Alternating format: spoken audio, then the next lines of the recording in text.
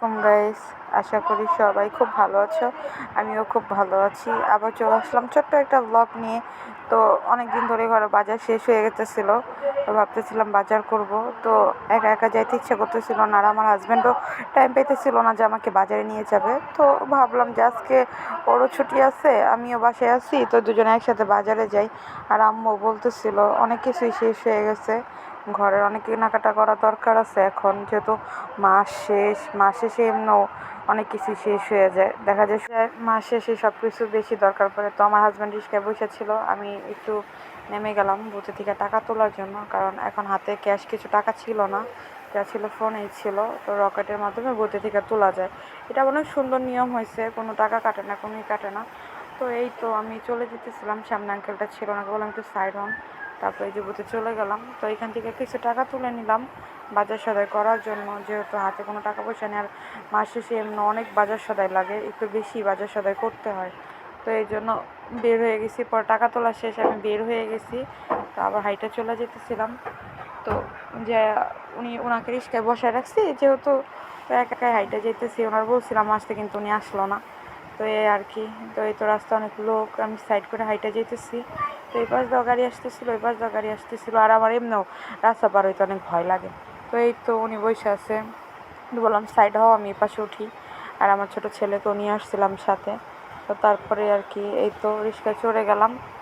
বলতেছিলাম যে, উনি বলতেছিল কয় টাকা তুলছো, পরে বললাম এরকম তুলছি, এখন তো এমন মাস শেষ, একটু বাজারে এমন একটু বেশি করতে হইব।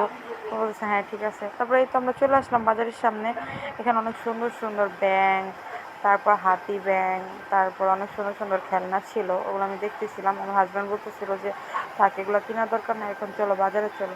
তো তারপরে এই যে বাজারের ভিতরে ঢুকে গেলাম। তো দেখতেছিলাম বাজারে আজকে একটু লোক এমনিও কমই ছিল। এই যে আমার হাজব্যান্ড সামনে আমার বেবিরে নিয়ে যাইতেছে, আর আমি পিছনে পিছনে আসতেছি। বরকা পরা ছিলাম, তো অনেক নিচে অনেক পানি ছিল, বরকার ভিতরে এগুলো লাগলে একদম কেমন একটু লাগে, আনইজি লাগে নিজের কাছে। তো এই তো আমি বাজারে ঢুকতেছিলাম, আমি আশেপাশে সবজি দেখতেছিলাম, অনেক ধরনের সবজি ছিল। আর রাতের বেলা এমনি মাছের দোকান খুব কম খোলা থাকে, আমি আবার পাঙ্কাশ ফেভারেট, পাঙ্কাশ ছাড়া চলে না। তো এইখানে দেখতেছিলাম পাঙ্কাশ মাছ ছিল না, এমনি তেলাপিয়া মাছ ছিল, তারপর রুই মাছ, তারপর মিরকানওয়ালা, তারপরে আপনার সিলভার কাপ মাছ ছিল, তারপর আশেপাশে আরও এমনি অন্য নানান পদি মাছ ছিল, ছোটো মাছ ছিল।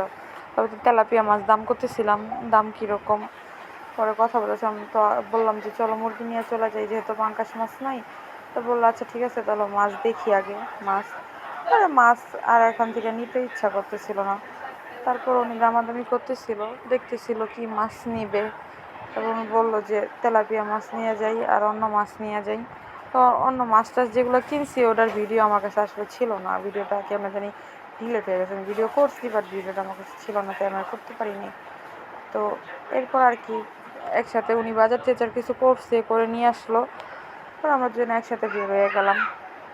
আর সবাই একটু সাপোর্ট করবেন প্লিজ, পাশে থাকবেন, যেহেতু নতুন নতুন একটু টাইম লাগবে সব কিছু বোঝার জন্য। আর আমি আরও সামনে আরও কিছু ভিডিও করব, আর ভালো ভালো ভিডিও করব ইনশাল্লাহ।